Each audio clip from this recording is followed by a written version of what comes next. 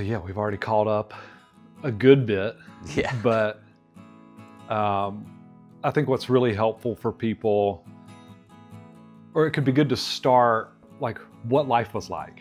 Mm-hmm. So could you tell me a little bit about what your life was like before any type of recovery? I mean, you could even start with like the type of upbringing that you had, and then how you found drugs, how bad it got. Yeah, I mean, I had a perfect childhood. I mean, I couldn't really think of a better childhood than what I had. I mean, my parents they made sure that I had everything I needed. You know, it really doesn't make sense when you look back. It's like, you know, they disciplined me right. They made sure I had everything I needed. They put me in a private Christian school, you know, nice clothes. Like I had everything, and I still went down that path. And so in the beginning, when all this happened, my mom and dad were like, hey, they were talking. They're like, is this our fault? Like, are we the reason that this happened? Like, is it our parenting? And their therapist said, no, it's not you, it's him. And it was hard for them to grasp that. I'm sure they worry too. Like, is there a lack thereof of parenting? Like, yeah. Did we not watch you close enough, or did something happen to you? Yeah. And we weren't around to see it and help you through that moment. I think with like my dad, you know, he was a state trooper. He worked third shift. And then he was also trying to start up his company now. And so in his head, he was thinking, I didn't spend enough time with him, like this and that. Like you'll think of any scenario when something bad like this happens. Yep. But what they had to understand is it's an internal issue with me, and it has nothing to do with them. I mean, it does not matter what kind of childhood you have. If you're sick on the inside, like it's gonna happen, you know. So I think that a lot of it has to do with, for me, I don't know why, but I always felt less than others. I always felt that almost like I was just not adequate enough to be around other people. I always felt like I had to dress to impress and dress like my friends. There was no like unique Blake, like, oh, Blake does this. No, he does what everybody else does. Yeah. And so almost like a chameleon. And I think it just kind of goes back to, you know, I moved schools a lot. So, you know, we were in Greenville, and I went to elementary school for a couple years there. Then we moved to Anderson. I went to second grade in Anderson, then came back to Greenville to a private school. And so it's just kind of all this moving around. Yeah. And then it got even worse in high school when I went to public school, just because of a stupid decision. I always felt like I just could never fit in. And it was a problem. And I was willing to do anything it took to fit into the crowd. If somebody was drinking, smoking, whatever they were doing, I'm going to do that too, so I can be a part of. And going back to my parents, like this had nothing to do with them. I mean, I had all the love and support I could have asked for. It's just, I think the first pivotal moment for me was I failed third grade because that's when I went to the private school. And it was all based on, so they were already ahead, like writing cursive, all this stuff. And I mean, I was from public school. I didn't do anything like that. Yeah. And so they held me back. And I think that had a big part in, because I got made fun of for that. Yeah. The guys that I was hanging out with in third grade for the first year saw me still in third grade. So they were like, oh, he's dumb, he's stupid, you know, this and that. Yeah. So that's where it started, really. I was still like friendly with everybody. I had friends. It's just that ate at me a lot. Throughout the whole course. So We were very similar in that regard. Yeah. My story rings true to that, where if you look back, my biggest fears were like fear of rejection, fear of not being good enough. And I kind of related it to sports of like, you know, I got into playing sports and then I realized that I wasn't always the best, that people were beating me. And then I was getting picked on because I struck out when I went up to bat. So, and I don't know if that were the key thing, but that was where a big fear started of, you know, now I need to fit in, whatever I need to do to fit in. And if that's drinking or smoking a joint or smoking cigarettes to seem cool. Yeah. It's crazy how we like turn to whatever will work for us to fit in. Yeah. That's all we wanted. And I think that, you know, multiple things happened. So in 4th grade, you know, I got beat up, and because I was talking smack to a kid that was bigger than me, and that really humbled me. But it's just like, there's all these little things, and what that creates when you are told this and that, it makes you feel less than, so you have to almost try to one up other people. It's like, I am, like, you're trying to tell yourself I am better. Yeah. And it's this like ego mindset with the inferiority complex. Yeah. And it's awful. Yeah. But it's just like creates a monster. Yeah, exactly. And like ever since then, it's, you know, when that happened, and then in 7th grade, I started, you know, bullying this one kid just because it made me feel good. And I'm like, oh yeah, like now I know how it feels, because I was a smaller kid in elementary school. I didn't shoot up to like high school. Yeah. So it felt good in 7th grade to be like, you know, that guy. And again, I only did it because my friends were doing it to him. And it's funny, like, you know, morally I knew that was wrong, but I still chose to do it because I wanted them to be my friends. Yeah, they just kept steamrolling. And I'm guessing as you got into high school, you start to pick up more drugs, alcohol to fit into those crowds. Yeah, so I went to a public high school, and in 2nd semester of my sophomore year, and I thought to myself, okay, this is cool, like all new people, you know, I can give off this persona that I'm a different person than I was at, you know, this private school. So I was excited about that.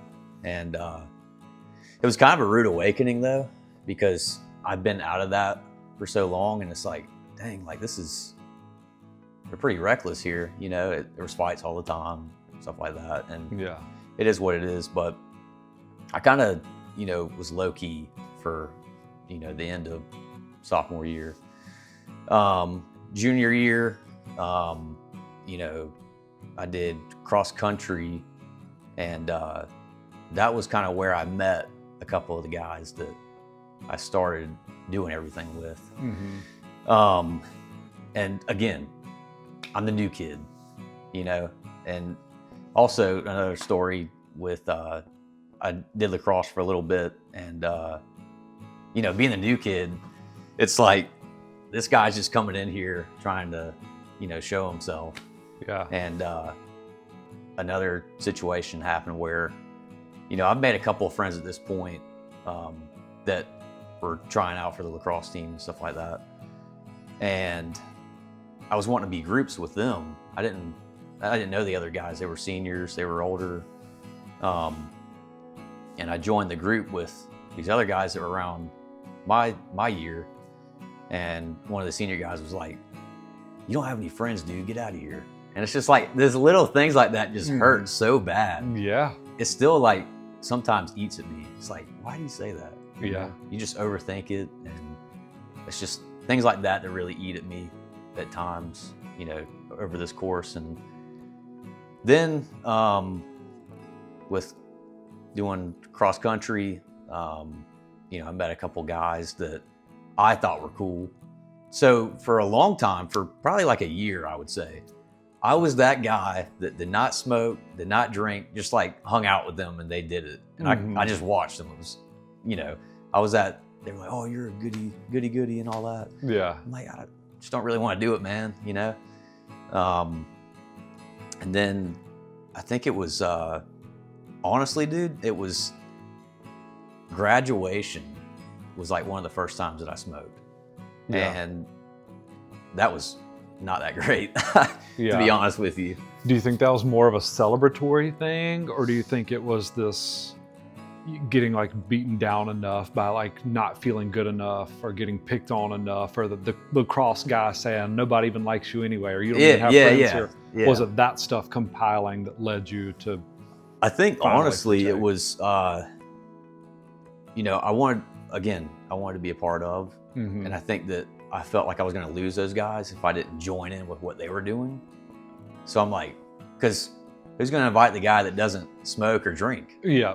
You know what I mean? Who's going to invite that guy? He sucks. So at that time he does. But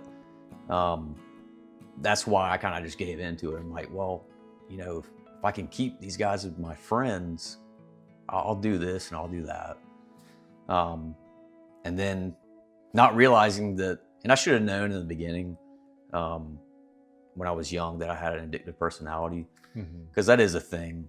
I mean, I would obsess over random stuff. Like I got really into fishing, like obsessive into fishing. Yeah. Like cleaning my lures and just real addictive mindset kind of stuff. You know, I need 6 rods, 6 reels, like, everything organized. And go stuff. all into it. Yeah. So that was kind of like, obviously I was not aware of that at the time. But you know, when I smoked or drank, especially when I drink, that's when I felt more comfortable around people. Again, like I said, naturally I was a shy guy. I didn't really want to, I'm not like, hey, I'm Blake, how are you doing? But when I had a drink in me, that's when it was like, okay, I can go up to this girl, I can go up to this dude and make friends with him and this and that. So liquid courage is like, you know, it's a real thing. Oh yeah. The thing about it was a lot of my friends went to Clemson. I didn't go to college because, you know, I thought I was going to be some hot shot working for my dad. I'm like, oh yeah, I'm this age, you know, making all this money. You're still in college. Just trying to like, you know, justify that whatever happened. You're doing really well. Yeah. But in hindsight, I couldn't get into college because my grades sucked. Yeah. So, you know, just trying to justify stuff. So I just remember going up there all the time and just like drinking to oblivion.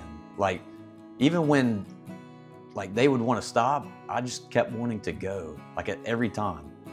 And I should have, like I was like a fiend over, you know, especially smoking weed too.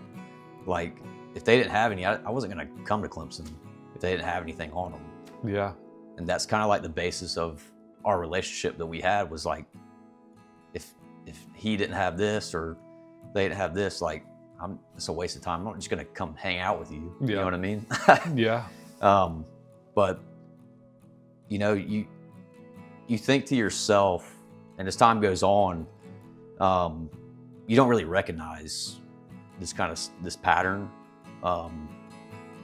And I remember, so this was, I think it was 2018, early 2018 was when, and before this I was stealing pain pills from, you know, people. Like if I went into a house, you know, like my ex-wife's house, her dad had pain pills because he just had a surgery.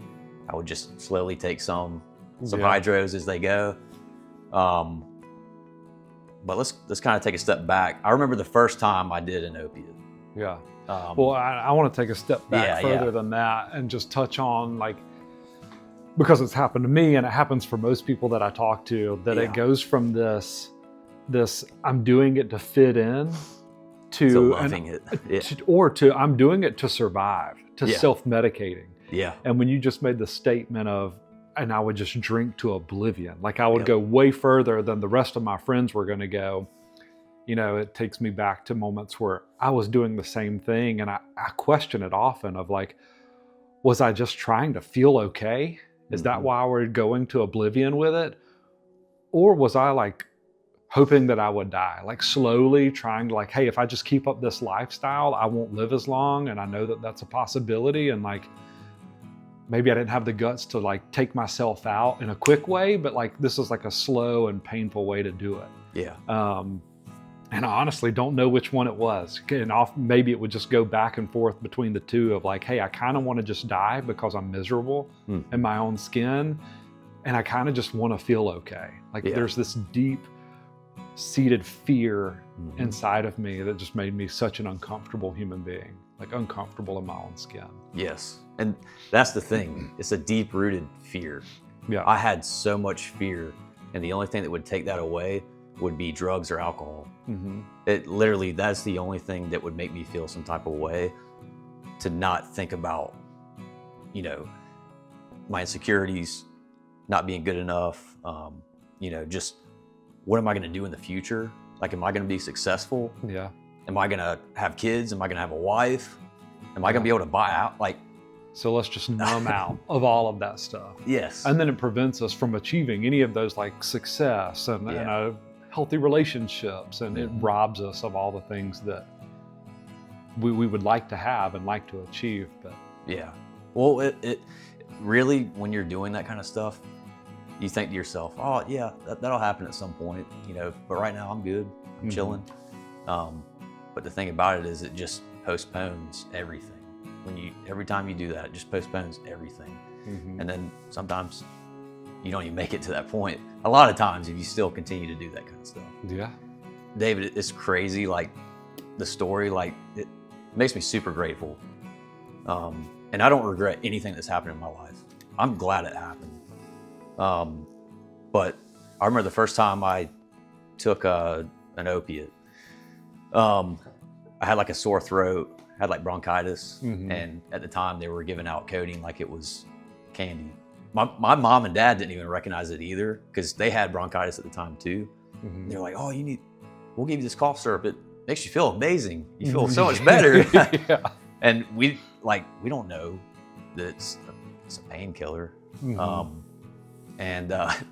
They gave it to me, and I was on Xbox playing Call of Duty, and I was like, dude, I feel so good, man. Like, I was just so chatty and happy. Yeah. I was like, why do I feel so good right now?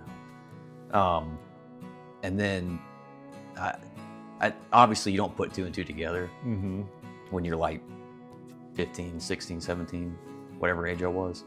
And then, when I started dating my ex-wife, which we'll get to that, her dad had surgery, like a very massive surgery where he probably needed these pills. And David, I'm talking like massive, big bottle of hydros. And so I'm like looking at it, I'm like, I started doing research on my phone. It's like, is hydro the same feeling as codeine and this and that? And obviously I took a couple, and then I noticed like he never took any, and they just sat there.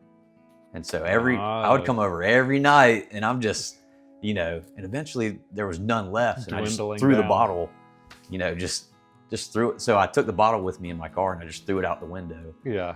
So he would just forget about it, Yeah. Do you know if they ever found out? I don't know. I don't know. But they might now. Yeah. Now they do. But it's crazy, man. Like, and you just don't know like the severity of doing pain pills, doing any drug really, until it's too late. But I just remember my friend, he came over to my apartment, and this was after the hydros were gone, so I'm like, I'm fiending. Yeah. I'm like, okay, what can we do to get something like that? Because I liked it. Yeah. I enjoyed it. And then he was like, well, I've got a guy who's got these Roxy 30s. And I was like, is that I'm very ignorant to the medicine world. Mm-hmm. I was like, is that like the same thing as hydros? And he's like, it's better. And you tell someone that loves hydros that it's better, of course he's gonna say yes. Yeah. But then the second text was, well, actually, this is they're fake pills, so you got to be careful with them. And I'm like, what do you mean fake pills? He's like, well, it's fentanyl. I was like, okay. Like, for some reason, I trusted this guy.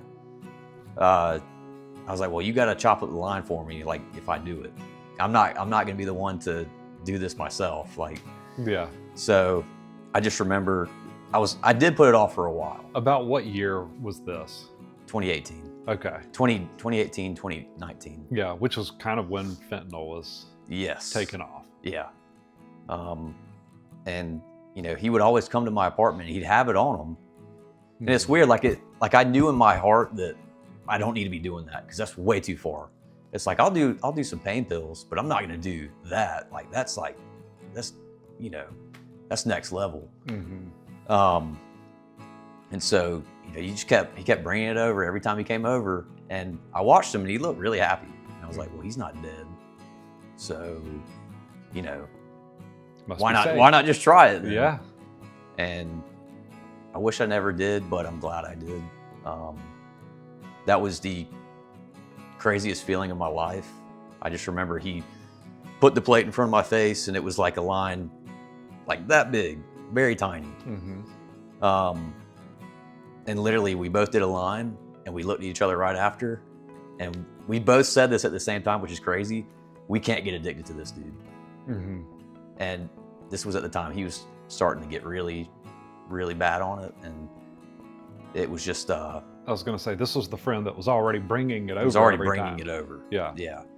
But he would tell me that he only does it on certain days and stuff like that. Mm-hmm. And I kind of figured he was probably doing them all the time. Yeah. But I was like, dude, this is crazy. Like, how can your body feel this way? Mm-hmm. And I think that as addicts, we try to chase that same exact feeling that I felt on my couch that night. That feeling you will never find again. Mm-hmm. And I think that we had this hope that we will find it again, and it's insanity, really. Yeah. If you think about it. Have you ever seen it's like a cartoon on YouTube of the bird, and it depicts like addiction, and so the it nugget, goes up they're to little, it goes up to it the first time and gets the highest high and flies into the air, Mm-hmm. and then every time after it's flying less and less before it hits the ground. Yeah. And it's a beautiful picture of like what addiction is like. Yeah. Like you're chasing that first high, but every time you're using, you're getting further and further away from it, and you're having a more and more rough landing. Yeah. On the come down. I can attest to that. Yeah. I mean, it's a very accurate depiction of what addiction is like. And the crazy thing about it, David, is I did it every day after that. Yeah. I never missed a beat. But I told myself when I was high, the first time I got high with fentanyl, okay, I'm only going to do this on weekends to justify it, I guess. Mm-hmm. It didn't matter, man. Every day on lunch break, I would go get more and more. And what were these costing? $30 a pop at $30 first. Yeah. Yeah, $30 a pop at first for a fake pill. Yeah, which is a lot. I mean, it's a lot of money. I was running, I was doing my deal a few years before you. Mm-hmm. And I went through that whole like Oxycontin phase. Yeah. When Pharma was pushing out Oxycontin. And it got to a point where they were getting scarce and they were shutting it down, turning them into gummies where you couldn't grind them up into a powder anymore. Yeah. And they were like an 80 milligram Oxy would cost $80. God. And I would need like 4 or 5 of them throughout the day. Jeez. So that's a very expensive habit. Yeah. You run the numbers on that. And just to feel normal. You got to do very well to keep that habit up. Yeah. So, I had to sell drugs to afford the habit and get very crafty. So what were you doing to afford that? I was working for my dad at the time. Okay. Working. Yeah. I mean, I wasn't giving 100% at all. And how long would 130 last you? A couple hours maybe. Okay. I would get probably 2 or 3 at a time, and I would probably do 2 or 3 a day. Yeah. But I would come in every morning dope sick. Mm-hmm. So like I had to leave at lunch. I couldn't go out to lunch with my dad or any, like they would try to invite me and it's like, can't tell you, you know. I had to have it. Yeah. Or it feels like the flu times 10. I mean, it's awful. Yeah. But I tell families that when they're like, my son is sick. It's like, yeah, yeah, they feel like they're dying. It feels like death. They're not going to die from like an opiate withdrawal. But yeah, it feels terrible. yeah. It's, I wouldn't wish that whole thing on my worst enemy. It's awful, man. I can't even put it into words how bad you feel. But it's crazy. I did this for so long. Like it's just a vicious cycle of repeatedly going to lunch, getting more fake pills. I mean, one time, and people are gonna know now, so I'm just gonna go ahead and say it. But yeah, throw it out there. I think I told my dad, and he was like, "Wow, okay." I remember one time, I got really, really like we became good friends, me and the dealer, because at first it was a middleman situation. Like I would get it from my buddy, and I just cut him out, and I went straight to the guy. And I went over there one day, and his girlfriend was over there, and she was like, "You can have some for free, but you got to deliver some to his work." I was like, "Okay, I mean, it's not a big deal."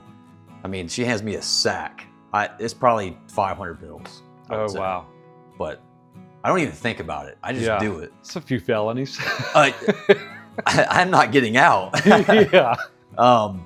And of course, me being an addict, I took a bunch of those because he's not going to notice. Yeah. But just driving down Lawrence Road with all that stuff on me is crazy. Yeah. You know what I mean? I was going to ask, as you're talking through those types of things happening, like was your dad, your mom, were they starting to pick up on this behavior? Yeah. Like, hey, my son's never coming to lunch with me anymore. Or, Yeah. Yeah. Well, I mean, my mom, it's funny you brought that up. I remember I just, my guy said that he had some. So I'm laying in bed dope sick at like 11 o'clock in the morning. And all of a sudden I shoot up because you know that feeling when the guy says he's got it. Oh yeah. You're like, I'm not sick anymore. Yeah, I'm going. ready to go. Yeah. And so I like run to my car, hop in it, and I'm living with my parents at the time. And my mom's like, "Where are you going?" And I was like, "I just want to go to QT to get energy drink." And she was like, "Why?" I was like, "It's because I want one." And in the moment, you don't see how like weird that is, or just it's like they're gonna question that if you just leave. You're not showered. You're in your pajamas. Like you're like hardly wearing anything, dude. Yeah. You're like, I gotta go. But because that's not like me. Like anytime I leave the house, I shower before. Like I'm put together. I try to be put together as much as I can. Yeah. And so like seeing that, she's like, that's just weird. And she's like, The Secret Life of Blake. And I'm like, crap, that's and she didn't, and in hindsight, she didn't realize what that did to me when I heard that. How hard that she hit didn't you. know that I was doing stuff like that. Mm-hmm. She just thought it was weird. Yeah. And like that, I was like, crap, they're starting to catch on. Yeah. And so over time, when you keep doing this same thing, eventually it all kind of unfolds. And there's multiple situations that happen in my life that attest that. Mm-hmm. We'll talk about this further in, but to bring up a pretty crazy point, I remember the day before I went to treatment, because everything was starting to fall apart. Mm-hmm. The dominoes were just, falling down. Yeah. My parents, they caught on to everything. And Jordan texted me and he was like, keep your name out of my mouth, or keep my name out of your mouth about this. Like, don't tell anybody. Yeah.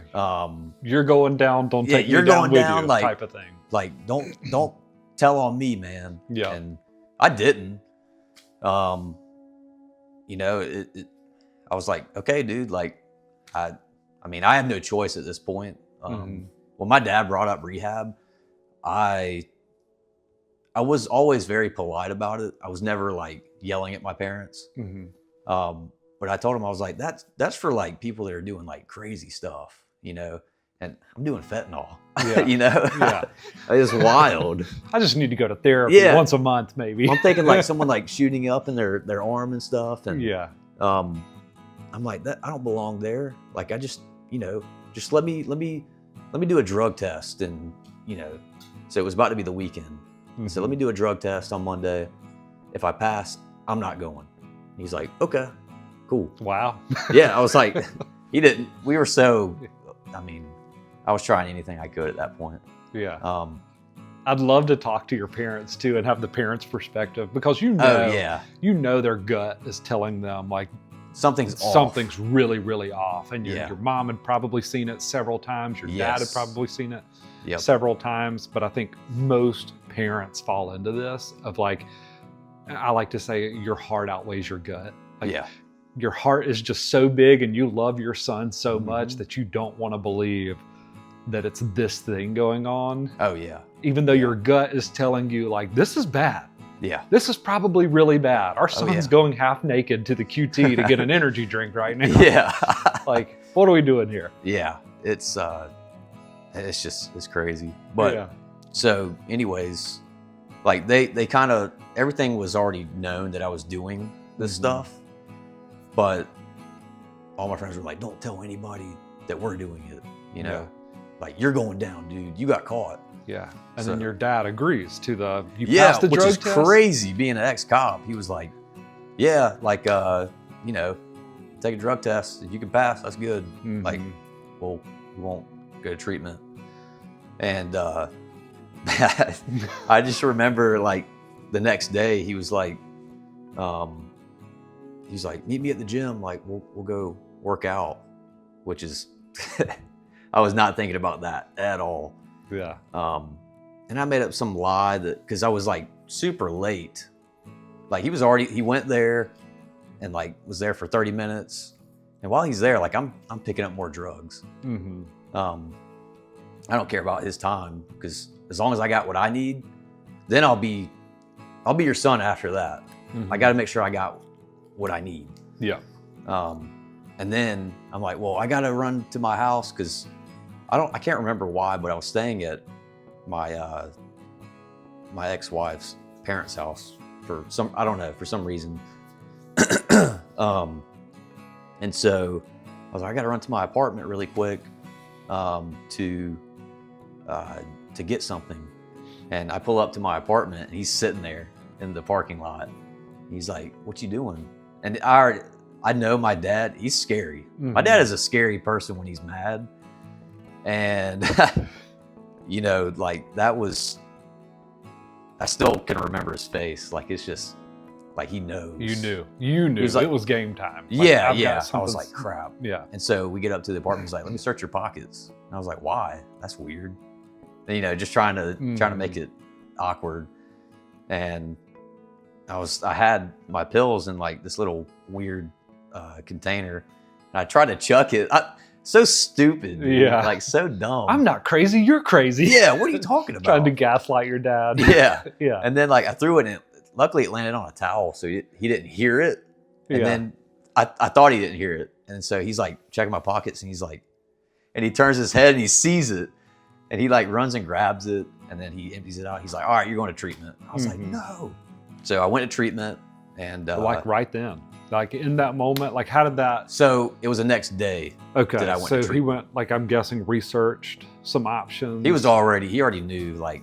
Okay. So I think he was an important detail. So had they already been kind of behind the scenes? Yeah. Putting things together, having options. Definitely. Seeing their own therapist potentially. I think that they were, I think they were already talking to their therapist, trying to figure out like a game plan. Yeah. And, you know, it's just, I think when he said like, if you can pass a drug test, like he was still gonna take me to treatment. Yeah. I mean, your son's doing fentanyl, you know? Or maybe he was just that sure you weren't going to pass a drug test. Yeah. He's like, there's no way. But Yeah. He already had it planned. He's like, all right, so tomorrow we're leaving. You know, we go down there, and I'm not feeling it at all. I didn't want to be there. You know, you're dope sick. Did you go to treatment or did you go to detox? I never went to detox till the last time I got. The last time I went back out and came back. Woof. Dude. So you had Brutal. to go through withdrawals in treatment. And it's like an outdoor adventure kind of thing. So, you know, it was rough. Yeah. I didn't want to talk to anybody. And again, I always seem to find the guys that are wanting to, you know, they don't want to be there, but they want to feel something. And they know I'm hurting. And a guy I met there, he was like, hey man, I heard that Kratom helps with withdrawals. I was like, really? I was like, what is that stuff? And he was like, it's just a plant, dude. It's not bad. Yeah. And he's been doing his own sneaky thing by like going up to the store and buying some. And I kept doing that all the time over the course of probably 3 months, I would say, being there. They gave me so many chances. It's insane. They gave me 5 chances. And then the guy was like, look, dude, like, I like you, man, but you got to go. Like, you keep relapsing. Like, I don't know what to do with you, man. Yeah.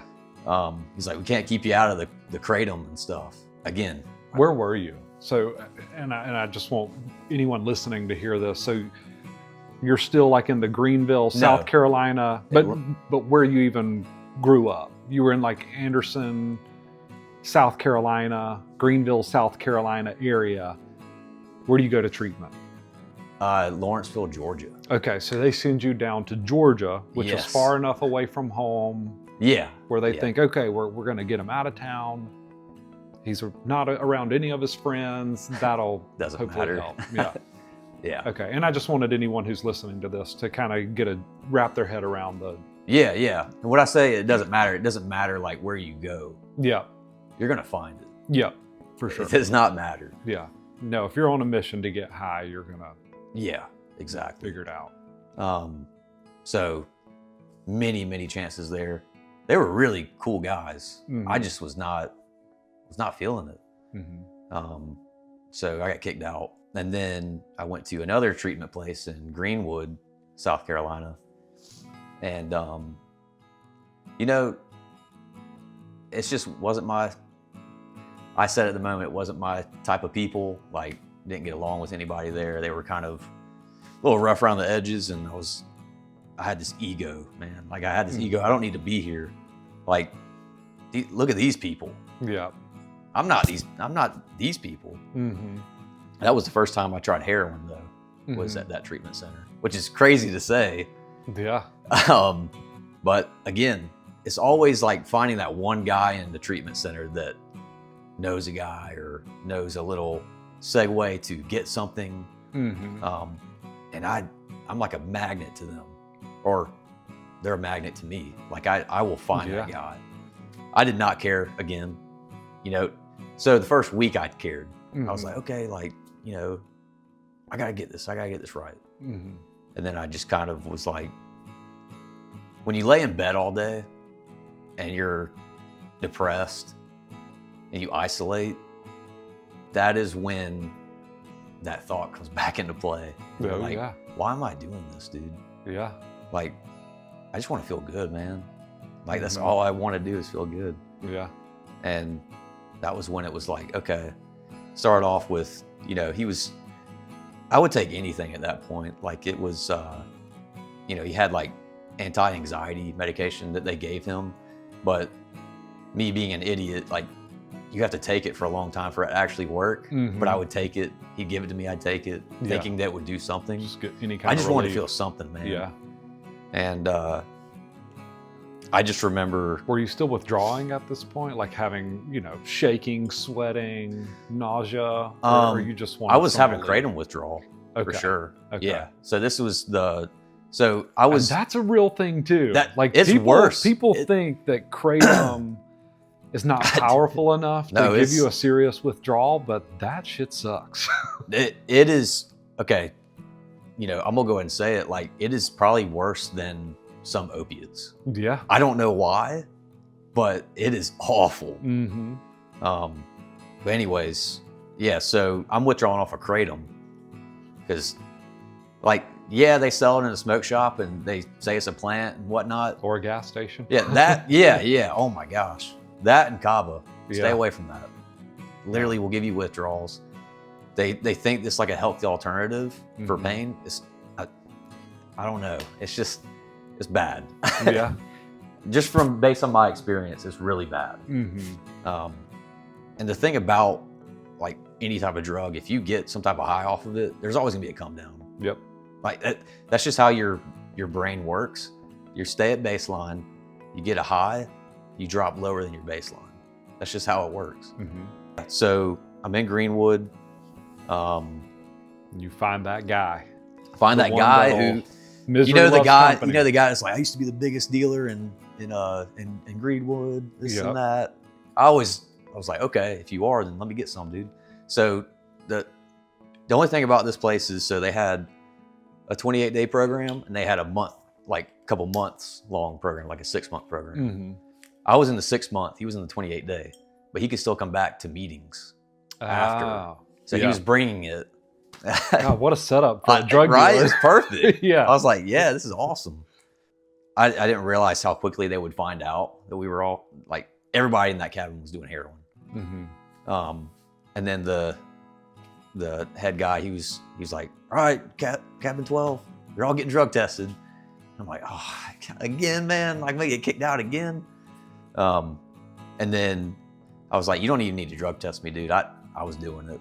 Mm-hmm. He was like, well, I mean, I still want to test you. I was like, okay, but I'm just letting you know, like, just, that was a small part of me trying to give up on this whole, you know, dream of being able to do drugs and being successful, Yeah. which it doesn't happen. My dad, he's super resilient, man. Like, he's probably, and I know he's my dad, but even if he wasn't my dad, I would say this about him. He's probably one of the toughest guys I've ever met in my life. Mm-hmm. I've never seen him cry. And he just is so gung-ho to like move on to the next thing. Like, okay, you got kicked out. I'm not gonna berate you anymore. Like, let's go find another place. Yeah. Like, just keep going. Don't give up on this dream of his son getting sober. Then he found Greenville Transitions for the first time. Mm-hmm. And at this point, I still don't want to, I mean, I'm like 1 foot in the door at this point. I'm like, okay, like, Something's got to these guys are, you know, they dress nice, they look cool. Like, okay, cool. You know, Mm-hmm. I was like, okay, this is more my speed. It's a smaller group. You know, there's not a bunch of people. It's not like 50 people. Yeah. It all goes back to me, man. Like, I had this ego that I was, you know, there's one guy that like, he liked Pokemon and I'd be like, that's weird, man. Like, you're a weirdo. But thinking back about it, he's actually a cool guy. And Yeah. I was just very judgmental and negative because I thought that other people would laugh about that. Mm-hmm. But like, it's funny, David. It was like that middle school bully coming back up. Yeah. But think about it now, like, I'm weird, man. Like, I like stuff that probably other people wouldn't like. And it's when you find out that like who you actually are and you just kind of just roll with it, people like you more. Yeah. They realize you're not putting up a front. Mm-hmm. You know, it's crazy like how big of an ego I had. And I carried that for a long time, you know, working out, you know, so hard, just trying to get big and like feel better about myself. And Mm-hmm. Always on like dating apps, just like, and that was an addiction for me too. I feel like just swiping. Yeah. Just getting some kind of validation that Just like, like, oh, oh, you look somebody good. likes me out there. Yeah. There's one person that likes me. Okay. Yeah. Maybe I can, you know, walk around and not feel like I'm getting judged. Yeah. Um, And I do want to say to that point, though, I think sometimes it's necessary to have a little bit of that in early recovery. Like, you know, when you still feel so bad, if like going to the gym and seeing some positive changes in your Yeah, body is yeah. what gets you through for the first Exactly. month, 2 months, 6 months, like do that. Yeah. Or if like eating Reese cups at night is what gets you through the Hey, first man, 6 months and whatever you're it not takes. doing heroin, like, Yeah. you know, maybe give into that a little bit in the beginning, and then that stuff will like Yeah. even out later, you know, So- as you get settled in your recovery. Yeah. It's funny that you say it evens out later. So now, like, I go to the gym almost every day. Mhm. I love it, but I'm not obsessive about it like I used to be. And Yeah. I'm not, and I don't do it for other people though. That's the difference. That's the biggest difference. I do it for right me there. because I feel good after. Mhm. I'm like, okay, like I hit the Stairmaster for 30 minutes without Mhm. stopping. Like that's awesome. You know, like I burned this. I love tracking my calories. Yeah. Like I love doing that. But it's not, I'm not like posting it online like I used to, or like flexing in the mirror. It's awful. Are you taking mirror pics? Oh yeah, yeah. Somewhat. I thought I was big. Yeah. Wasn't big. I did it too. Yeah. I feel like every guy when they start working out does that. We had our moment. Yeah. But in the moment, you're like, "Oh, I look awesome, dude." And Yeah. People are like, "You're weird, man. Like that. Why are Yeah, you doing please that? stop. Dude? Yeah, stop it, dude." But like, the gym has been another key factor in my recovery. Mhm. Like, it is so beneficial to work out because it doesn't matter if you're happy, sad, angry. Go to the gym and you'll feel so much better after. I promise you. If you Yeah. actually do a real workout, you will feel better after. Mhm. And I like how you guys implement that. Yeah. You know, and have the option to go to the gym. My big thing with that is like, if you're, you know, a super anxious person, a super depressed, you know, you're experiencing a lot of depression, some mental health issues, if a lot of that is going on, which it oftentimes is in early recovery, Yeah. and you go work out, like you're using up some energy Yep. in the gym that would otherwise have been placed into anxiety and depression and those negative things. Yeah. So like exactly. go burn some of that off. Like, Yeah. you'll sleep better, you'll probably eat better, you're gonna feel a little better. I feel like you accomplished something that An day. accomplishment. Yeah, Yeah. that's a huge thing of like, oh, I got a win for the day. If nothing else, I went to the gym. Yeah. I sweat a little bit. Exactly. Yeah. Like I hit the bike for 30 minutes before I came here because it helps with my anxiety because I get anxious about, Being on video. Yeah, exactly. Like this is just, I feel It's like weird. everybody does. They just don't say it, Yeah. but I'm here to say it. Like I was pretty nervous. And Yeah. I was telling my wife that on the way here. I'm like, I'm a little nervous, I haven't seen him in a while. So she's like, what are you nervous about? I'm like, yeah, you're right. I'm good. Yeah. But going back to, in your mind, it's always worse in your mind than it actually is, Mhm. But going back to treatment, so what happened was I go through the program and I go to the step down house.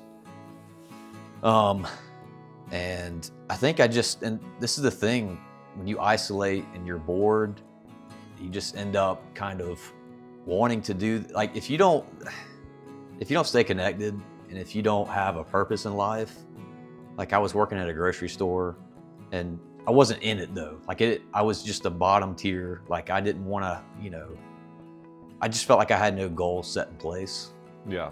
I felt, Didn't feel purpose there. yeah. And it felt like my worth was very low. Like my self-esteem was low. Well, and you had also, going through a divorce and dealing with that. Let's Yeah. kind of throw that in. I forgot 'Cause about that's that. a Yeah. Major. Yeah. Yeah. So that was a big part. You were actually there with me when you saw the papers too. So Mhm. that hurt, Yeah.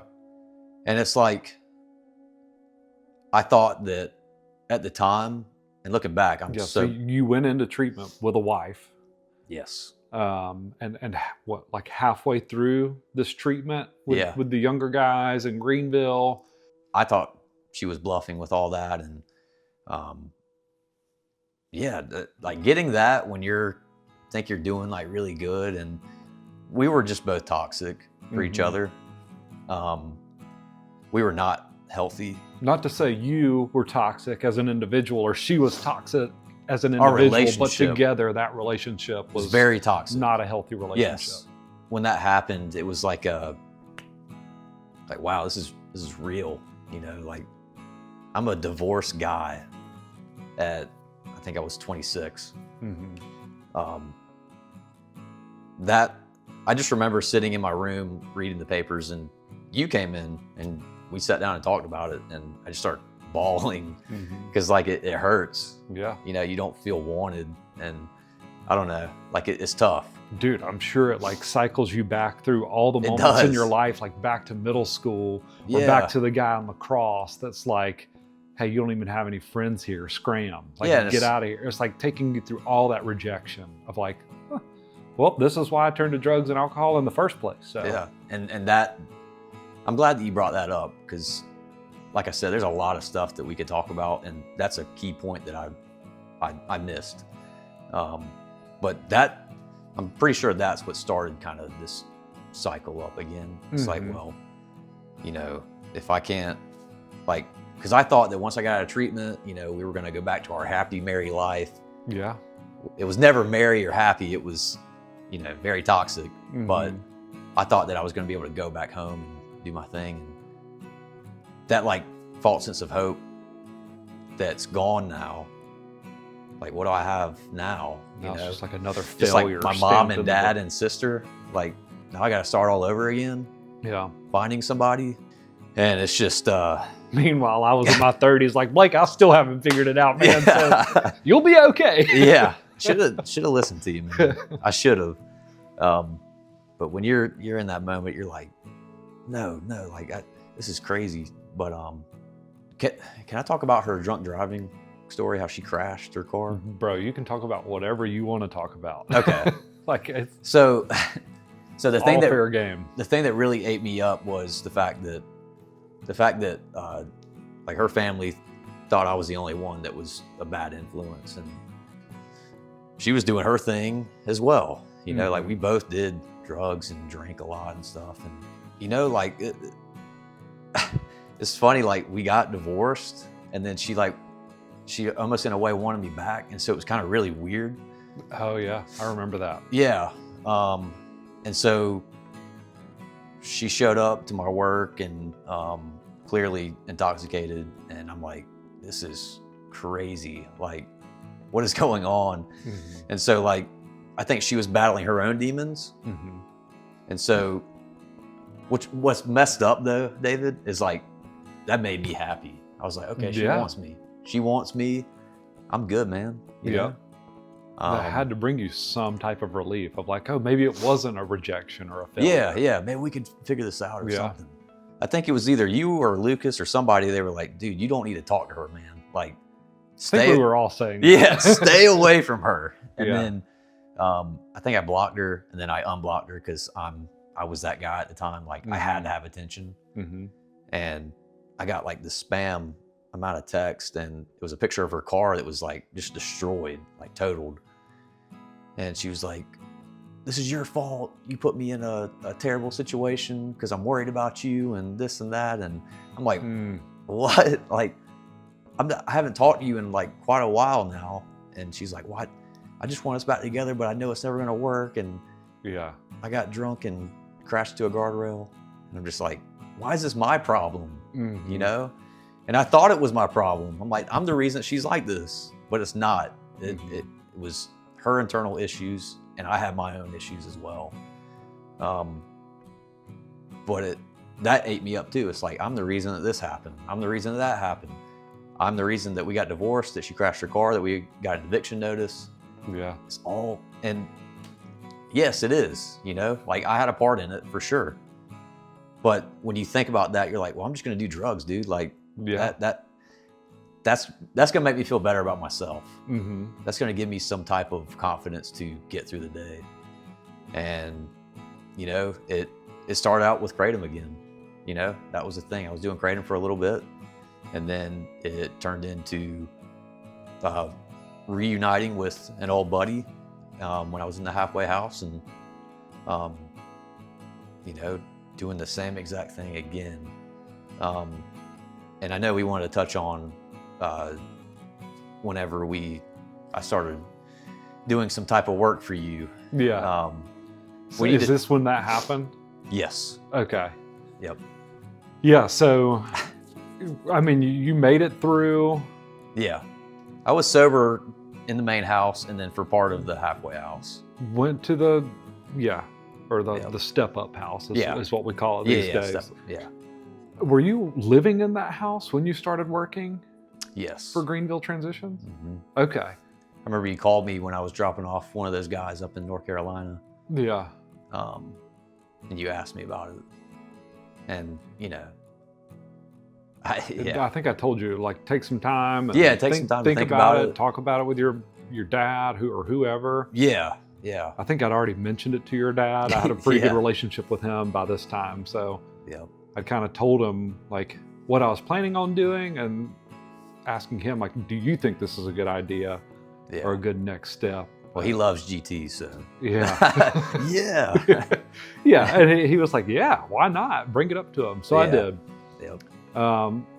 I did not know you were already Lucas already knew, man. back to the races. Yeah. No, I genuinely, like, we all talked about it as a team. I don't think anyone knew. We were like, yeah, Blake would be perfect. Like, who better to, like, go out and talk about our program than someone who's been through the program? Yeah, exactly. And I get where you were coming from with that. Yeah. Definitely.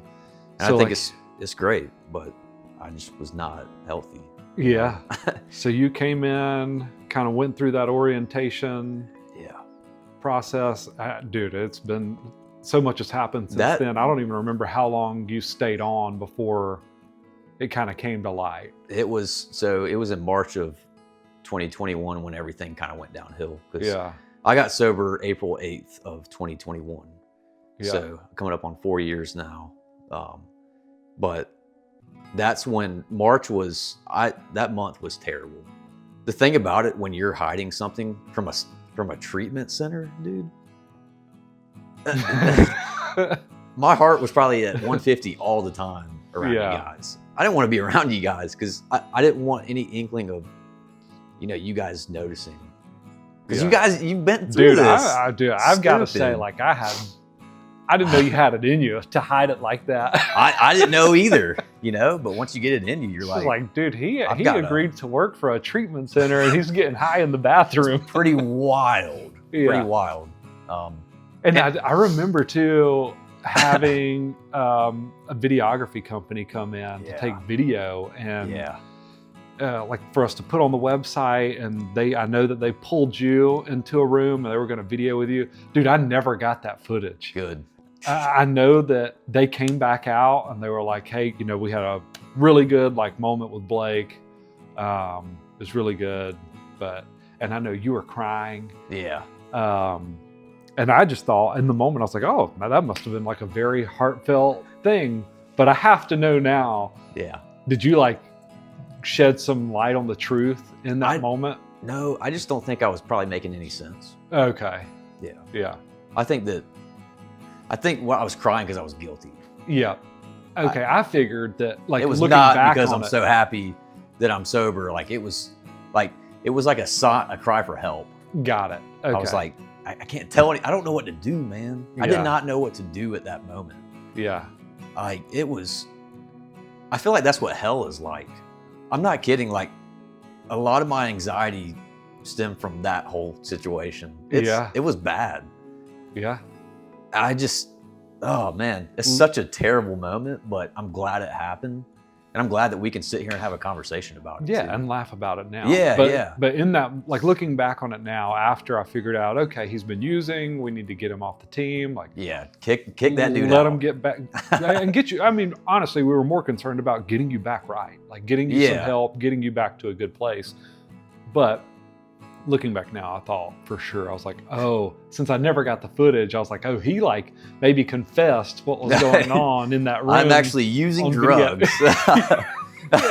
So that didn't happen. You No, were just like probably not making sense. Yeah, I don't know. I think, well, I know that the videographer like has, I feel like he could probably tell something's off. Yeah. Something like that.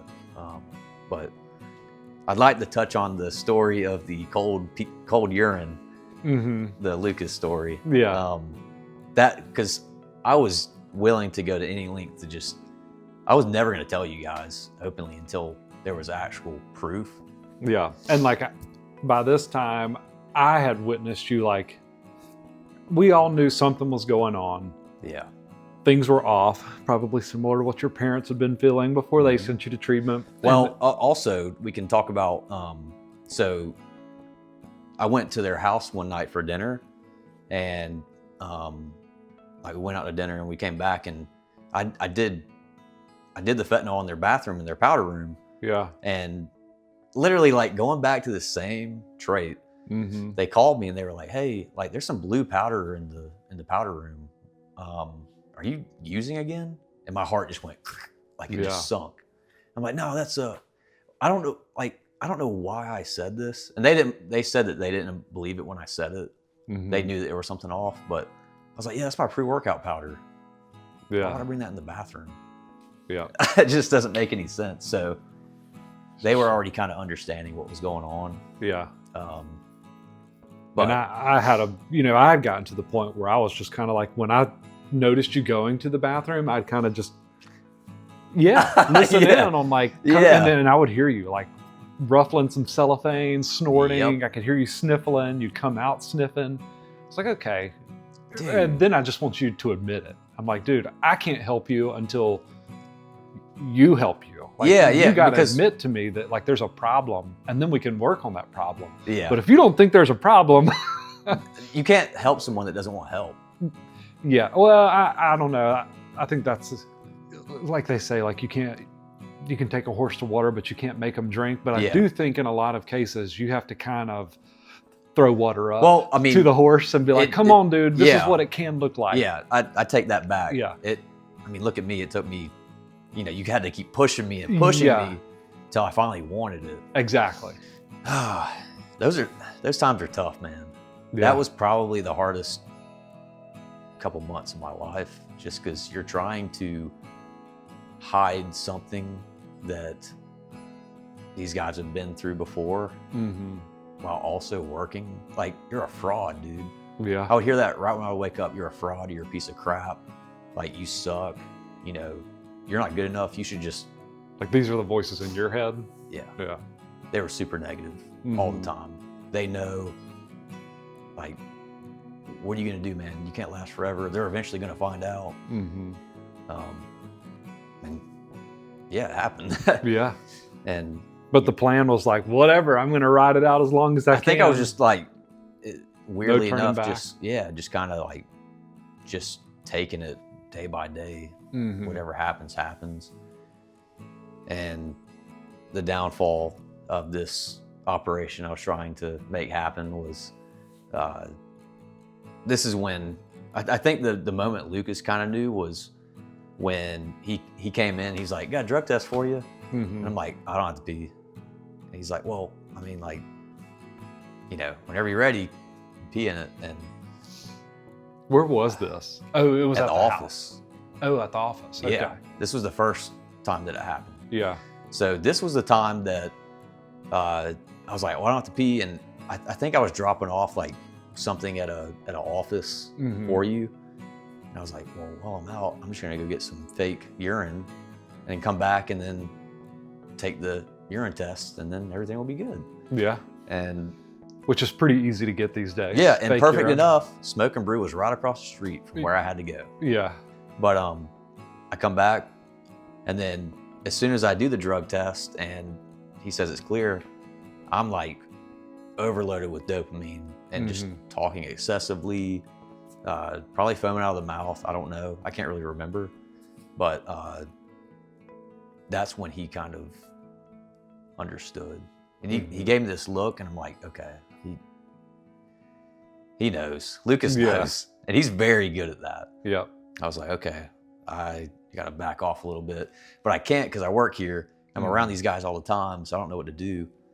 And then one day I'm getting ready for work, and I see his old 4Runner pull up in the driveway. I'm like, oh my gosh, I don't have the pee warm. Like, it's just sitting in my dresser. It's cold. And so like, I try to hurry and like put in my pants to warm it up. And that's when he's like, I need you to pee in this cup. And I was like, okay. And it's just so exaggerated when I'm trying to like act like I'm using the restroom because I'm like grunting and stuff. And he's like, "What are you doing, dude?" Yeah. Yeah. Just like trying to make it more believable. And I didn't realize there was a temperature reading thing on urine test. Yeah. And he's like, "It's weird. It's not reading the temperature. It says it's too cold." And I was like, "That's crazy, man. We should go take another drug test." I'm an idiot when like this is just crazy thinking about it. Like he put his finger in it, and I was like, "Oh, that's gross, dude." Like you just put your finger in my urine. Like that's weird. But he knew what it was. Yeah. He knew what it was already. Yeah. He's like, "We can take another drug test." There's so many moments in these next couple of days that I know, like, I had to get sober, and I was like, "This is it, man." Like I've tried everything to use and live a normal life, and it's not working. Like it does not work. I cannot sustain a normal life. I can't keep relationships. I can't just do normal daily tasks. So Yeah. I realized that, and it's weird in recovery. It's more of like people saying less and like moments that happen in recovery where you kind of ponder on it. You're like, wow, like, yeah, dude, I got to get sober, man. And so we get to the house, and I just start crying excessively. I'm like, dude, I don't know what to do. Like, I've been using this whole time, and I'm working for you guys. Like, I don't know what to do. Yeah. And Lucas, he's awesome, man. He's like, well, like, we're gonna have to take you to detox or something. And so the scariest part was when you had to tell my dad. Yeah. My dad, I know you probably remember that moment. That was pretty brutal. For sure. Dude, that is, I will say, like the hardest part of working in this industry is to have to call someone's parents and say, the hardest part is to say, hey, your son has passed away, or your daughter, or hey, there's been a relapse, or, it didn't work. Yeah. And to hear the gasps or the cries or the silence that happens on the other end of the phone in those calls is brutal. Absolutely brutal. It hurts. Yeah. Yeah. And you hurt. I'm hurting for them. Like, honestly, I was like, forget Blake in this moment. Like, I'm so sorry for you guys, and like how much like you put into your son or your daughter getting better, and all they want for their child is to like live a happy, that's all they want, successful life. Like they just want you to, at the end of the day, they want you to be happy. And you don't care about what they. And that is just so far out of sight, out of mind for someone when they're in active addiction. It is so hard to face. But sorry, I got derailed there just to say that that's a tough part of the gig. Yeah. Going back to, my dad, he came into the office, and I'm just sitting there. I'm like, this is going to get bad, dude. Like, this is going to get really, really bad, because this whole time they're thinking I'm like doing well and putting on this front, working for GT. Like, I'm doing so good, man. And another reason why I think my dad is awesome and I love him so much is he didn't yell at me, though. Like, he didn't yell. It might have been good that I was there. I'm so glad you were in there, because he probably would have brought back the old days. Yeah. I don't know, dude. But it was probably good that you were there. I just remember seeing his face, man. Like, he's super resilient. Like, I'm so blessed that he's my dad. The one thing about my mom and dad is they never gave up on me, no matter what I put them through. And it's like, that's crazy you have that much love for somebody, And I don't have any kids yet, but I'm sure I'll understand that at some point. Like, you're willing to do anything, like money, time, like just to make sure your kid's okay. It's wild, But we don't see us kids don't see, like, when they're holding us when we're a baby, we don't remember that moment. Yeah. We don't remember when they're changing our diapers or when they're sending us off to the first day of school. Like, they think about all those moments, and we don't see that, though. And that's why it hurts them so much. Yeah, it's, I just remember, like, my dad was like, let's go to detox, let's get you right. I found one. Yeah. at that point. I Being- think I'd already yeah. been doing some legwork, trying to line up like, Yeah. hey, if you're coming in, let's like have a plan of Yeah. like, we're going here, we're doing this. Yeah. And I will say, I mean, your parents did get really good at holding their boundaries. They did. Of like, hey, I'm proud this of is what them. we're Yeah. doing. Or like, figure it out. Yeah. If you don't want to do this plan, I don't even know. I don't know how they approached you with it. You were pretty willing to go, I think, at that point. Oh yeah, I did not even hesitate. Yeah. I was like, if you're saying I'm not going to be on the street, like, cool, I'll do whatever you tell me to do. Yeah. And I get there, and it's it's a state-funded detox, so Mm-hmm. there's people there in psychosis, and it's you can't have nicotine, and I was withdrawing off of nicotine and the fentanyl and stuff. So detox is very important for my story because it changed everything for me.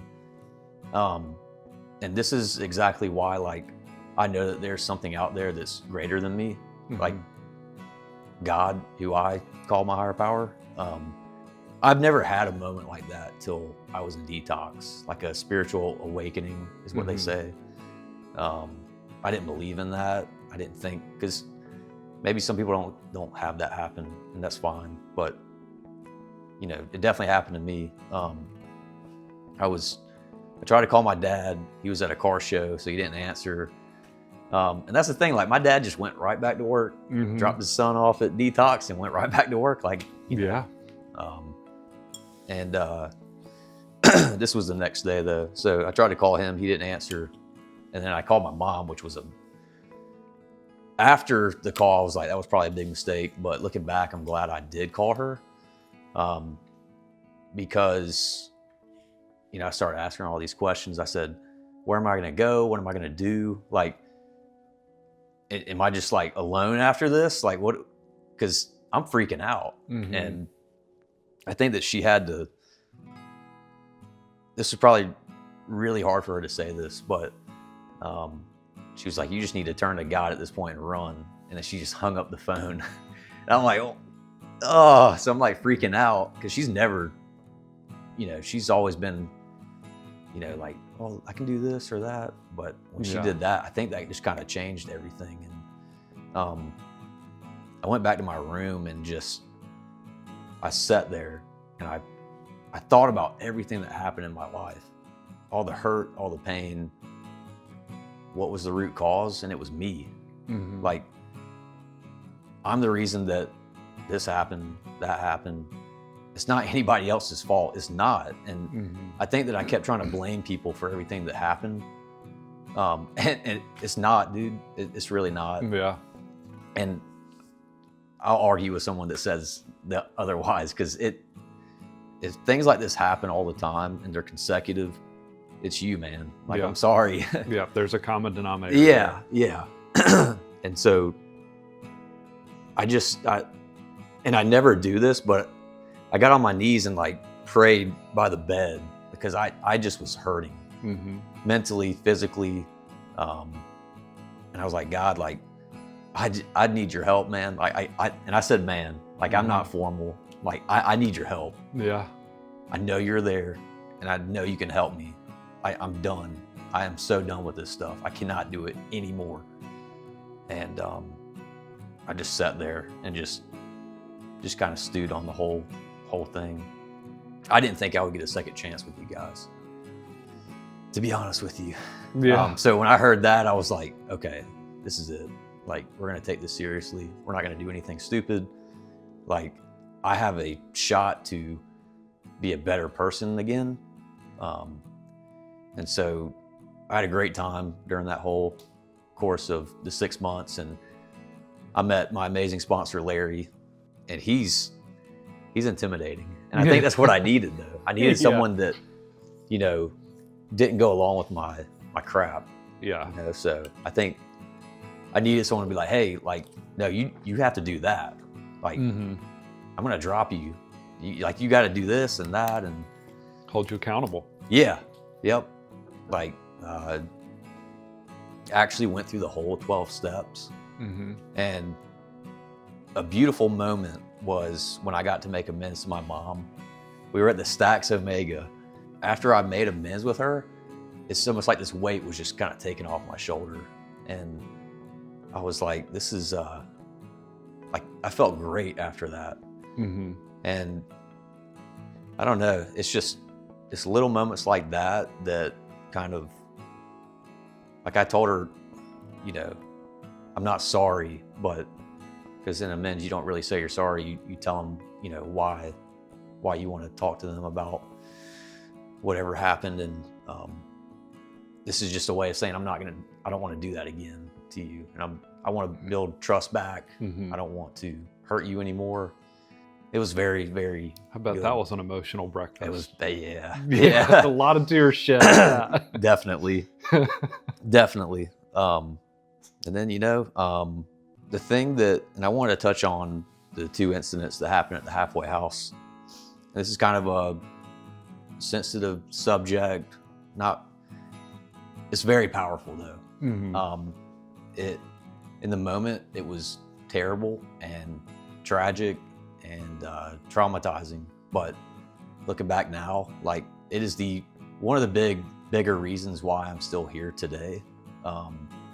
So, you know, I mentioned Jordan before I went to treatment for the first time, and he said, you know, you sent me that text, and well, Jordan ended up at GT, and At the same treatment you were in. yes, Yeah. yep. And this is how long later, do you think? From going into your first treatment and Jordan calling you saying, keep my name out of your mouth, don't rat on me. So that was 2019. 2019, and To then you're 2021. both in the same treatment in 2021. Yeah. Happened to be there. You overlap a tiny bit. Well, it was funny because, like, I was working for you Yeah. at that moment when he was there, Yeah. and then, you know, everything unfolded, and I was below him in like the Then status you of, restarted. yeah, The process. that was so weird. So you went through like the whole, like our main program again, which was like 5 or 6 months Yes. at the main house. And Yep. then you had graduated and moved into that step up house. Yep. And then you and Jordan were together in that house. Yes. Yeah. Yeah, he went there before me because he had more time Mhm. at that moment. But, you know, like, looking back, like, he had a lot of stuff that looked really good. Like, he was about to start a new job. His best friend was getting married. Mhm. It just, everything, and that's the scary part about addiction is even when things are going good, it can still creep back up. Mhm. It's not always that person that's depressed and sitting in their room. It could also be, you know, I'm going to celebrate because all this good stuff is Yeah. happening. Sometimes it's often like when everything's going so well, it's like, Just oh, well, add the cherry on top. yeah, you I know? could go back to what I was doing now because I have it all back in place. Yeah, exactly. And that's a night that I'll never forget. And that night, you know, Jordan came home and he was like in a really great mood. I was like, this is awesome. Because me and him kind of bickered because I felt like I wasn't really good at taking, like, you know, someone picking on, like, just joking and stuff. Mhm. I was very sensitive. Yeah. And so, like, when he was being nice to me, I'm like, okay, this is cool. Like, you know, maybe we're actually becoming friends again, something like that. Mhm.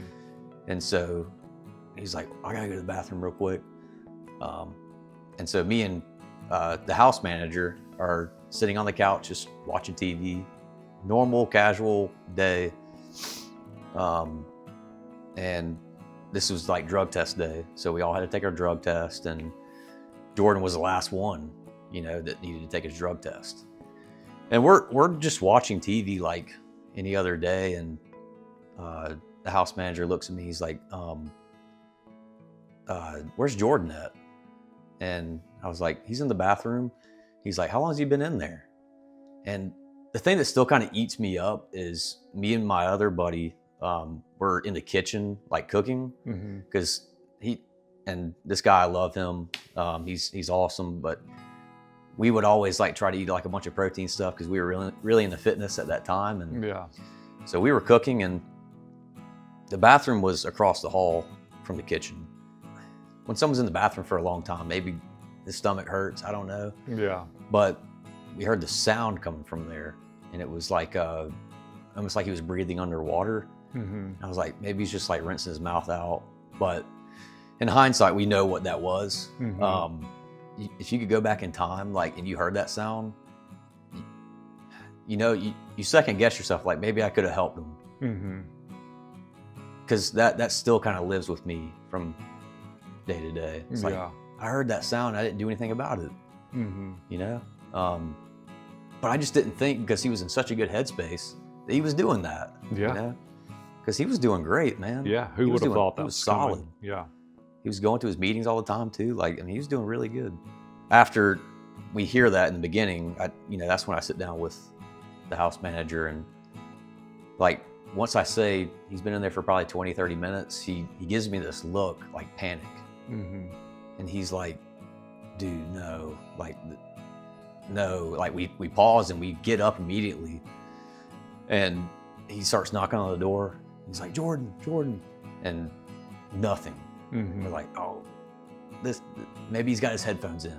Like, any sign of hope we're trying to grab. Talk yourself out of it. Yeah. And so he runs around the front of the house and looks, and he sees he's on the floor. He's like, oh my God. Like, he's a pretty chill guy, our house manager. I've never seen him like this. And a small guy. He's not like a big, Yeah. And so he like superhuman busts that door down by kicking it. And, we see him there, and it's just, dude, those moments like that, man, like, are permanently etched to your head. And I've never seen that before. Yeah. And for it to be your friend, it's like, wow, like, that's great. Like, we're trying to do CPR on him. Like, we're trying to do anything we could, because he was blue. Like, it's crazy. Like, you can't even put into words how traumatic that is to see that. It felt like a dream, or a nightmare, I should say. It didn't feel like real. Like, I feel like I was about to wake up at any moment. Yeah, no, I'd agree. We called the EMS or 911, and they're like working on him for a long time. It does not feel real.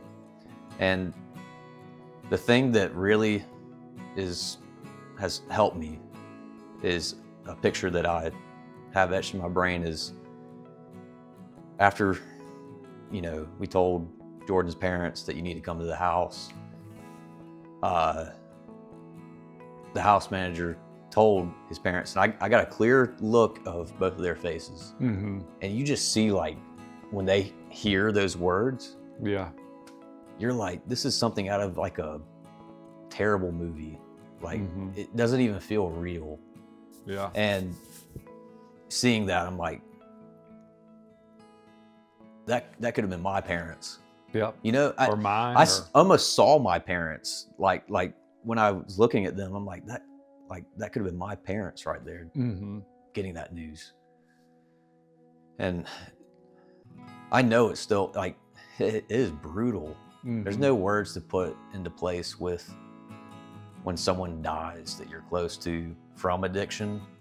And it's like, literally the next year, like a couple months after, the guy that was doing CPR on Jordan, he relapses and dies. And I'm like, how does this not get in your head, man? Like, and you get angry about it. You're like, why are you still doing this stuff, dude? Yeah. You just saw our friend die, and you chose to do that knowing there was a possibility that could happen to you. And it's like, it makes you mad. Oh, yeah. At this time, like this, I think it was a perfect storm. Throughout all this stuff that was happening, I met my wife now, who is, she is the most amazing person I've ever met. She's literally like, God put her on this earth for me. Like, there's no doubt about it. Yeah. We are we're such a good team. And so, the first night that, I met her, I was kind of on this like trend of like just being open, and I still do that, and it kind of can be a bad thing at times. I'm too open with people. Yeah. But in this situation, it was good. I told her I was divorced. I'm in recovery, so I don't drink or do drugs or anything like that. And she's like, it's funny you say that, because my mom passed away from drugs in 2014. Well, she was really heavy into coke and pain pills, and she shot herself, you know. And so Oh, wow. Evie never got closure with her mom. She never got to see her mom sober and like actually living a good life, because her mom, from by the time, you know, when Evie was like 3 on up, her mom had cancer, so they gave her pain pills, and that kind of started the whole thing. She was drinking a lot, so Evie never really got to see her mom get sober and get better. And we like to kind of think about it now. It's like she kind of got closure when she married me. It's like, okay, you can see now that it is possible for people to get sober and stay sober. Yeah. You know? And it was almost like just a match made in heaven with me and her. Like it just kind of all fell into place, dude. Yeah. I mean, she's so awesome. Like, I can't even put into words how much I love that woman. And I think when you get 2 broken people and you put them together and they can, you know, share similar experiences with each other, your bond is so locked in, man. Like we're like just gorilla glued together. Yeah. Well, you say 2 broken people, but dude, you had gotten to a much healthier place. Yeah, I meant like in terms of broken, like yes, like some you've had a negative things past have happened of in things their that life. happened, traumatic stuff. Yeah. I was doing pretty good at that point. Yeah. But I'd like to take that back to, like, you had an ex-wife where you were an unhealthy version of Blake when you 2 united. Yeah. And you attracted like an unhealthy relationship, and then you became a healthier Blake and you attracted a healthier relationship. Yeah. And that's another point. Like, when you're in the right state of mind and you're healthy, you attract other people like that. Exactly. And when you're not healthy, that's why all those guys in treatment, I sought those guys out because I was not a healthy person. It's funny that you say that, because me and my mom talked about that before. She was like, you have such great friends now. Like, I've got a buddy that I met at the Performance Center. I worked there before my job now, but he's like my best friend, dude. Like, he's the most, like, he's like a golden retriever of a human. Like, he's the nicest guy. Yeah. But he'll give you the shirt off his back. And I've never had a friend like that. A friend that will be there for you, like, whenever you need someone, is something that I didn't think was real. Just having people care about me is awesome. Yeah. I never really, like... Those people exist. I know. You just weren't attracting them into your life. You don't attract them when you're sick, you know? Yeah. Like, good people.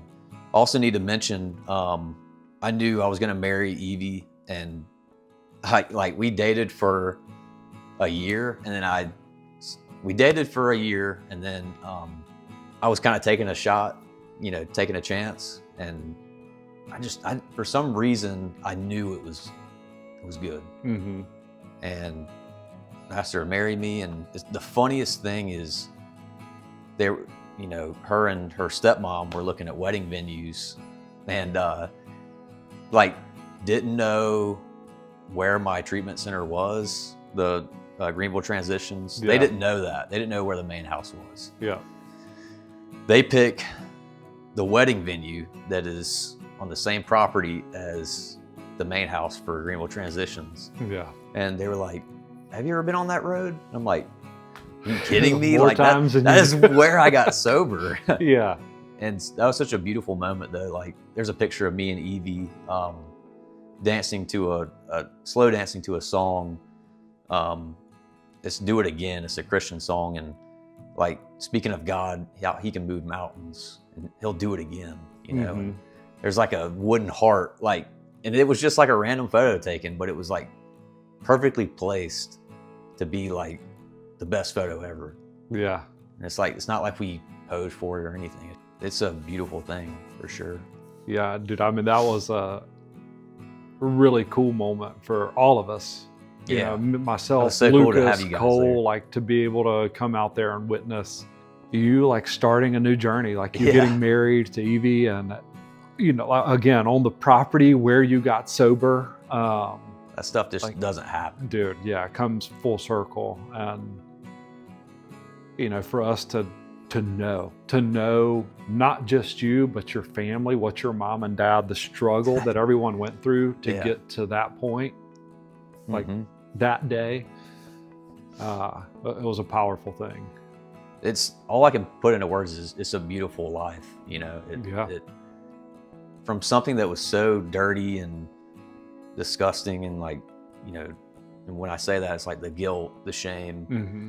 the lying, the stealing, the, you know, cheating, whatever it may be, like this just terrible person. And then just kind of like understanding I can't keep doing this. And then you just don't fight stuff. Just people know what they're doing. Just follow what they got to say. Yeah. And it's just having moments like that, man. It's just cool. So when you stay sober and you keep doing your thing, little things just kind of happen, and where you don't even have to, I don't know, not try, but just things kind of fall into place. Mm-hmm. And like I'm just grateful for a lot of good things in my life. Like my relationship with my parents is, I mean, it is amazing. Yeah. Like I forgot to mention, like my dad hired me back, Mm-hmm. but I'm doing something different now. And it's something that I'm super passionate about. And, you know, in treatment, I never thought I'd have a chance to redeem myself with ever going back there. And, Mm-hmm. you know, I didn't even ask. Like, Yeah. I'm not going to ask. Like, I'm just going to stay at the performance center and try to advance as much as I can. Yeah. You know, he's like, window film, like everybody's kind of putting their hand in the cookie jar right now. We need like a solitary guy, like one single guy to do it. Like I went to Texas to learn how to do it, got certified. Now I'm in these amazing houses, but I used to think people wouldn't like me. Mm-hmm. And now they're feeding me lunch while I'm working. I'm like, Yeah. this is crazy. Like, I think that's our default, to go to that, like, oh, Yeah, people they're not aren't gonna gonna like like me. me. 'Cause Yeah, I it's hate like that. all those fears that yes. for some reason were instilled in us from a very young age. Something, yeah. Can't Yeah. pinpoint it, but And that's it's always my tough thought. to get rid of that. Yeah, it's But- definitely gotten better, Yeah. but I still get like, oh, I don't want to say the wrong thing, or I don't want to, Mm-hmm. you know, I don't want to get judged. But Yeah. it's like this is cool, man. Like actually making pretty good money now. Yeah. Like I didn't. It took time, but it's awesome. Like That statement right there, it took time. yeah, And I think that's key. Is like it took you time to build up, because the Blake I see today, you have passion and purpose. mm-hmm. Like you've experienced all of these wins in your recovery journey this time, and I think that just means the world Yeah. to you, to everyone around you, and what makes you want to keep down this path of recovery and sobriety is like, life is so good now. You've met this person, this life partner that you can't picture life without. Yes. You've got a job that you feel purpose in that job. You've got a relationship with your parents now that you can't even fathom having a better relationship. Like all of these things you're mentioning are things Yeah. that you can't imagine throwing away now to go back and use some Roxy 30s. That's the thing, and like, that's the thing with like young people coming into treatment, or I mean any age really, but you get to a point where you just have to wait it out. Like Yeah. you have to get to a point, like you're not going to feel 100% better after day 1 or Mhm. 28 days or a couple months. Like this stuff takes time. Yeah. And the thing that people have to understand is just be patient. And like, there's so many things in my life that have happened that I never thought would have happened. Yeah. Like no more second chances. It's awesome. You know, I Yeah. can't really think of another word, but the thing about it is if you're doing the next right thing and you're building something, you have purpose, you're meeting goals, you're doing what you can. You have so much that you've accumulated that you've got too much to lose at this point. Mm-hmm. And you're like, why would I throw all that away for a little blue pill or, some weed? It doesn't matter what it is. You just have so much that you've accumulated, because Evie's already told me if I relapse, she was leaving me. I don't want to lose Evie, Mm-hmm. and that hasn't been talked about for a long time. Yeah. But I just that's the thing. It's like, life's so good. Why try to change it? Yeah. Why try to change the way I feel when I Mhm. feel good already?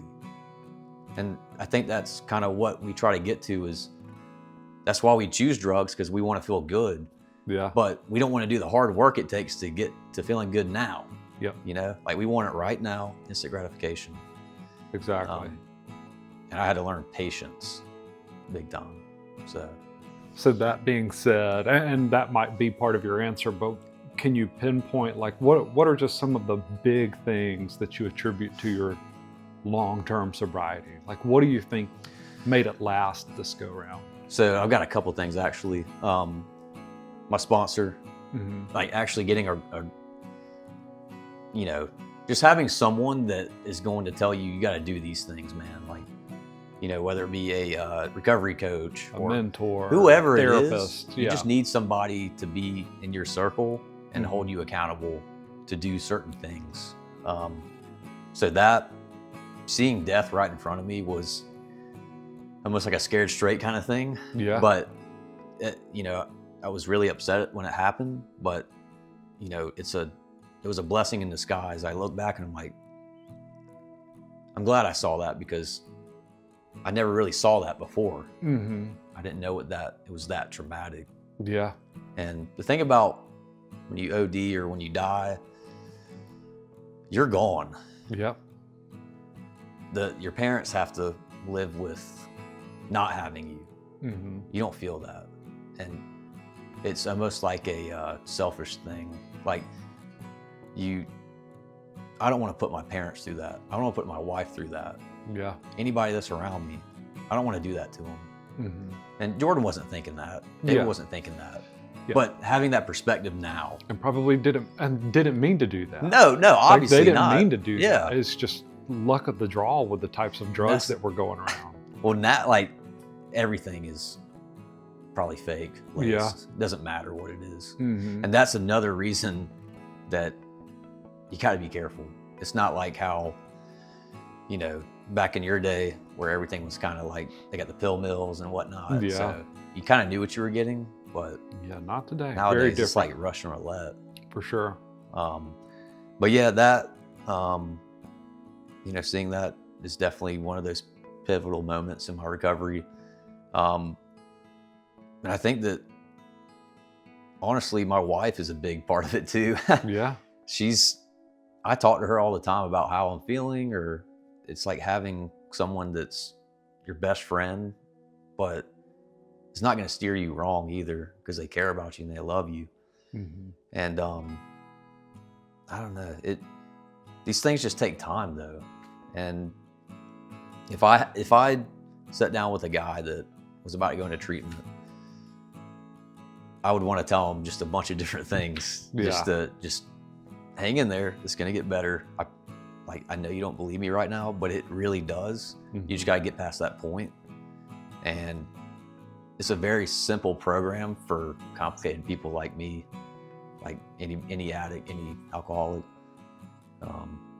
I go a step further and I often say it's going to get harder before it gets better. Yes. Yeah. The first week, the second week of treatment, when you're going through the withdrawals in treatment, yeah. It's going to suck. Yeah. You're going to hate life, but I promise you, Yes. I can promise you it gets better on the other end. It will eventually Yes. get better. Yeah. Yeah. It's not you have to work for it though. You can't just expect all these things to happen. You have to put in the work. And a lot of the young guys, they come in with that attitude of like, I'm going to do 30 days and I'm done. Then I'm going back to my, It's not my gonna do ways. anything, man. I'm sorry. One of the shockers, I think, that parents hear from me is like, hey, if you're going 30, 60 days somewhere, you might as well not get It's a waste of time. it could be a waste of time and resources, Mhm. because you don't get all of the things that you were listing out in your story of Mhm. the wins in life, the purpose, the passion, the relationships. You don't build that stuff back in 30 or 60 days. Yeah. It takes time. Dude, I like cutting grass and stuff now. Yeah. I'm so boring. Yeah. I Yeah. like it's just it's funny little how things. yeah, like I love cutting my grass. I love taking care of my yard. You know, I'm starting to get into golf a little bit. Dad mode activated. I know, I'm not even a dad yet. Yeah. It's just like little things like that. It's just so funny that I actually enjoy those things now. I didn't care about any of that stuff. Mm-hmm. And I post about it on my Facebook a lot, like, you know, decorating the house for Christmas. Did not care about that either, like none of this stuff. But I'm like passionate about a lot of stuff that in the past I didn't really care. But it's fun to find something that you enjoy that's not drugs or alcohol. Yeah. You're like, I did that. You know, I made that yard look that great. That's Mhm. awesome. You know, saying that in your head. It's just there's a lot of little rewards that you will feel as time goes on, and you know this. I mean, Mm-hmm. you've got more time than me. You've had a lot of great things happen as well. Yeah, So, for sure. um, There's one more thing you said that I just wanted to touch on, but Yeah. When you were talking about Evie and you said, you know, we were just two broken people coming together. And there's a saying that I like, and I can't remember who said it, but the quote is, we're all broken. That's how the light gets in. But you have to get to a place where you allow the light to come in. Yeah. And then you get to a place where you find a partner where you're able to shine even brighter because both of your lights are combining. Yeah. And it sounds like you've definitely found that in your That's partner. And dude, that's just an awesome thing to see. Yeah. And I think that when you bottle stuff up and you're not willing to be open about things, that's when you can't let anything in because you got your guard up. Mm-hmm. But when I, you know, went on that date and I talked to Evie and I said, hey, I'm divorced, I'm sober, like just throwing all this stuff out there. You get all of this Because like negative I was stuff. at that point, I'm like, look, take it or leave it. Yep. I just want you to know what's going on. Yeah, I was the same way with my wife. Yeah, but she appreciated Yeah, it. Though. first She coffee loved date. it. Yeah. Yeah. It's like, this is what's going on, and you know, it's okay if you don't like it. I'm just letting you know, because you're gonna know at some point. Mm-hmm. Right when I got sober though, I was terrified of that. Like when I was 23 getting sober, I was like, gosh, I'm never gonna find a girl. They're all gonna think I'm a loser because I don't drink, I don't go to, like, I'm not hanging out at bars. Yeah. How am I ever gonna make this work? And then I found out the more that I would like just lay it all out there, like on that coffee date. Yeah. I think there's a sense of relief that she got from that, of like, okay, it's like, this is something real. Like, there is something very genuine and real about this person in front of me. He's not masking anything or, so like the thing that I was so scared of ended up working in my favor and like helping me find that match in life. Yeah, exactly. About openness, I've been told many times by my wife that I'm too open. Like if we're in conversations with people, they're like, she's like, why did you say that? I'm like, I don't know. I tell people what has happened. You know? And it's nothing bad. It's just, well, you didn't need to tell them that. Like that's a little too far. Yeah. And she's like, maybe dial back the openness. I'm like, it's kind of hard at times, but. Yeah, no, I think you need to I think that's a lot of people in long-term recovery. I'm the same way. My wife had those conversations. I know Lucas is the same way, and it's just, I think it's important for us. I'm actually writing a book about this right now. That's awesome. In the book, it's referencing cleaning your mirrors and how people in recovery, it's a daily routine of like, I'm cleaning my mirror daily and I'm putting everything out in the open to make sure that I can see my true self and my true reflection in that mirror. And I think that's what you're doing, you know? You're just kind of like, it is what it is, and I'm putting it all out there. Like I want people to know, like, my view, like how I feel. Like if I'm having a bad day, I'm not good at like masking it anymore. Like I'm like, look, dude, I'm not having a good day, man. I'm upset about this or that. And I think we need that more than ever. And this day Makes and you feel better time, just to talk about it, though. it does. Yeah. And now, especially when we're in this time of social media where everyone's just putting their best foot forward and this, look at this, how good everything is in my life. Like, everyone wants to note the good stuff, and you can't blame them for that. It's great. Like, yeah, we love to see pictures of kids and the birthday parties and the trips, but it also kind of does a disservice to society of like, it shows zero negative. Yeah, we're not talking about see that, like, real we life. have our down. Everybody has down days and goes through hard stuff. So that's the thing with social media as well. It's like you only see a snapshot of someone's life, and that used to really bother me. You see these big jack dudes, and you're trying to work out, and you're like, I'll never look like that, and it's just, it can really mess with your mind. Yeah. But I like people are attracted to vulnerability. I've noticed that when you're open about stuff and you're like, yeah, I'm not the smartest guy, or, I messed that up. I'm sorry, dude. Like it's a weird type of reverse psychology where you're like, it's not that big of a deal, dude. All good. But it's funny. Like when you're just like, you tell the truth and you're, open about stuff, people gravitate towards that. Yeah. Weirdly enough. Who would have thought? Who would have thought? Yeah. Well, man, I really appreciate you talking and getting vulnerable here, because it's important for people to hear stories and hear the reality of like recovery journeys, because they can look like so many different things. Yeah.